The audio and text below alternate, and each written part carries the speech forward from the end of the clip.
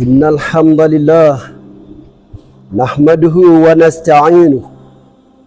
من يهده الله فلا مضل له ومن يضلل فلا هادي له وأشهد أن لا إله إلا الله وحده لا شريك له وأن محمدا عبده ورسوله أما بعد أوصيكم بتقوى الله تعالى في السر والعلن والغيب والشهادة فإن تقوى الله أكرم ما أسررتم وأزين ما ظهرتم وأفضل ما ادهرتم وخير ما تزودتم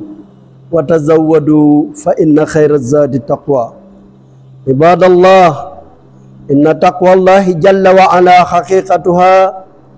العمل بطاعة الله تعالى إيمانا واحتسابا أمرا ونهيا فهي مراقبة الله تعالى في السر والعلن قال عمر بن عبد العزيز رحمه الله ليس تقوى الله بصيام النهار وقيام الليل وتخليط فيما بين ذلك لكن تقوى الله ترك ما حرم الله وآداء ما افترض فمن رزق بعد ذلك خيرا فهو خير إلى خير أيها المؤمنون إن لتقوى الله صفات وسمات وخصالا وآدابا جعلها الله سبحانه وتعالى دلائل على أهلها وعلامات يهتدى بها فمن تلك الصفات قول الله جل وعلا ألف لام ميم ذلك الكتاب لا ريب فيه هدى للمتقين ثم وصفهم سبحانه وتعالى فقال الذين يؤمنون بالغيب ويقيمون الصلاة ومما رزقناهم ينفقون والذين يؤمنون بما أنزل إليك وما أنزل من قبلك وبالآخرة هم يوقنون أيها المؤمنون إن من أبرز صفات المتقين الإخلاص لعبادة الله تعالى وحده لا شريك له وما أمروا إلا ليعبدوا الله مخلصين له الدين حنفاء ويقيموا الصلاة ويؤتوا الزكاة وذلك دين القيمة فالمتقون يعظمون طاعة الله وأوامره فيحملهم ذلك على طاعته واتباع شرعه ويعظمون نهيه فيمنعهم ذلك من معصيته ومخالفة أمره أيها المؤمنون إن من صفات المتقين العدل في الأمر كله فهم عادلون في أقوالهم وأعمالهم وأهلهم وهمهم وما ولوا عدل مع القريب والبعيد والصديق والعدو والمسلم والكافر قال الله تعالى ولا يجرمنكم شنآن قوم على ألا تعدلوا اعدلوا هو أقرب للتقوى وإن من صفاتهم الصدق في الأقوال والأعمال فإن الصدق يهدي إلى البر والبر يهدي إلى الجنة قال تعالى يا أيها الذين آمنوا اتقوا الله وكونوا مع الصادقين ومن صفاتهم ترك الشبهات والملتبسات التي لم يتضح أمرها هل هي حلال أم حرام فعن ابن عمر رضي الله عنهما قال لا يبلغ العبد حقيقة تقوى حتى يدع ما هاك في الصدر فلا يبلغ العبد أن يكون من المتقين حتى يدع ما لا بأس به خزرا مما به بأس لأن من اتقى الشبهات فقد استبرأ لدينه وعرضه أي سلم له دينه وعرضه وحمله ذلك على ترك ظاهر الاسم وباطنه عباد الله هذه بعض الصفات المتقين الذين لا خوف عليهم ولا هم يحزنون فاستغفر الله الذي لا إله إلا هو إنه هو الغفور الرحيم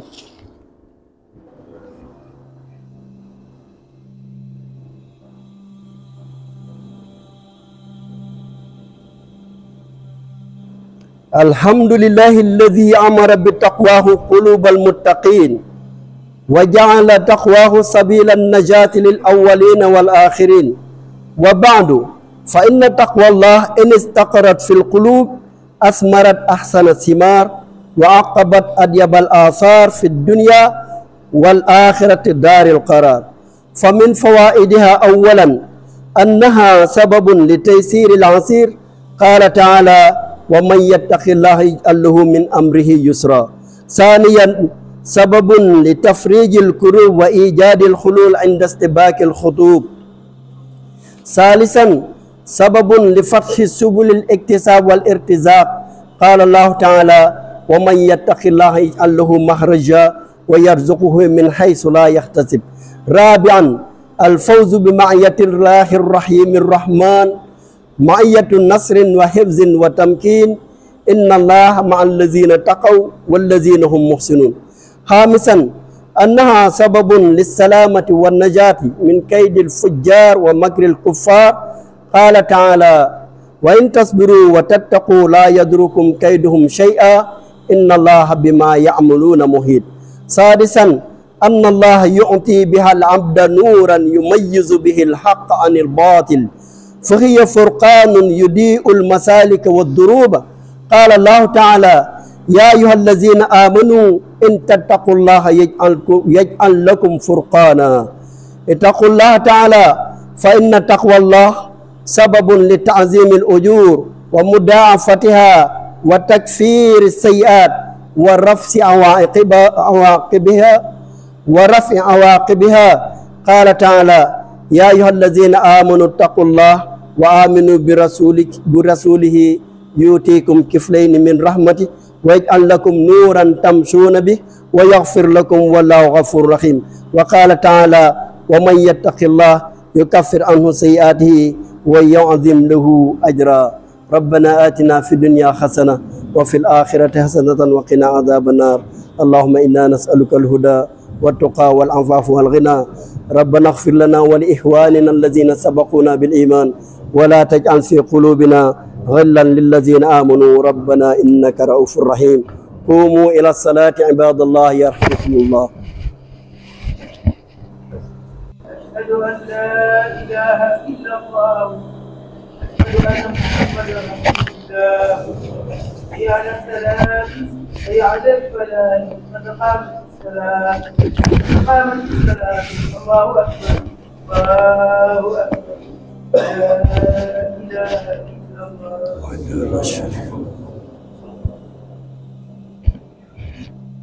الله أكبر.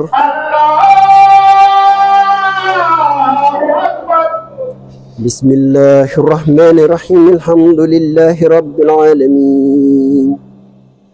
الرحمن الرحيم مالك يوم الدين إياك نعبد وإياك نستعين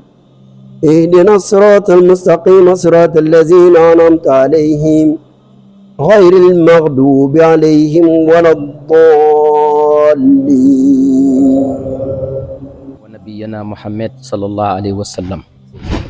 yal na yàlla nangul ñu suñu juma, yal na yàlla nangul ñu suñu juma te nangul ko mboolem julit bi jaay nabil karim Muhammad sallallahu alayhi wa sallam barakati nuuru wali. am na mbokk yu sàkku ndimbal lu waay man rek teg ko ci loxo Lamine bu Baye Mamadou Gueye su ko defee ñu séddal leen ko. gannaaw loolu tamit ñu ngi ñuy tàggee suñu benn jarbaat di Fatou Bey ca Ngor, yàlla na ko yàlla jéggal te yërëm ko, yàlla na ko yàlla xaree àjjana. niki noonu ci tàkkusaan itam Ceerno Amadou Jonna ñu wax ne dina maye doomam incha allah tey ji ci tàkkusaan gi incha allahu taala bu ñu ko yàlla may man loo ñu teew fii incha allahu taala ne Seydi Ousmane Jonna la ko bàyyele kon nag incha allahu taala bu ñu yéegee ci kanam tuuti rek ñu dellu siwaat ci tàkkusaan ji incha allah. alhamdulillah. ñu musu ci seytaane def fatiha ayatul kursiyu ñetti lixlaas falaxe ak naas salaatul fatihi def ko addiya rasulillahi muhammad sallallahu alayhi wa sallam. ñu yéene ci suñu mbokk yi tawat yàlla ne la saafara leen, ñi ci mbooloo mi, ñi si kër yi ak ñi si hôpitaux yi. ñu yéene waale ci tamit way aajo yi, yéene ci way jiitu yi yàlla ne la jéggal leen, yërëm leen, yàlla ne leen yàlla xara àjjana. bismillah. alhamdulillah. اهدنا الصراط المستقيم صراط الذين أنعمت عليهم الله لا إله إلا هو الحي القيوم لا تأخذه سنة ولا نوم له ما في السماوات وما في الأرض وسع كرسيه السماوات والأرض قل هو الله أحد قل هو الله أحد قل هو الله أحد الله الصمد قل أعوذ برب الفلق من شر ما خلق من شر غاسق إذا وقب من شر النفاثات في العقد من شر حاسد إذا حسد قل أعوذ برب الناس ملك الناس إله الناس من شر الوسواس الخناس الذي يوسوس في صدور الناس من الجنة والناس اللهم صل على سيدنا محمد الفاتح لما أغلق والخاتم لما سبق الناصر الحق بالحق والهادي إلى صراطك المستقيم وعلى آله حق قدره ومقداره العظيم سبحان ربك رب العزة عما يصفون والسلام على المرسلين والحمد لله رب العالمين. فاتحة.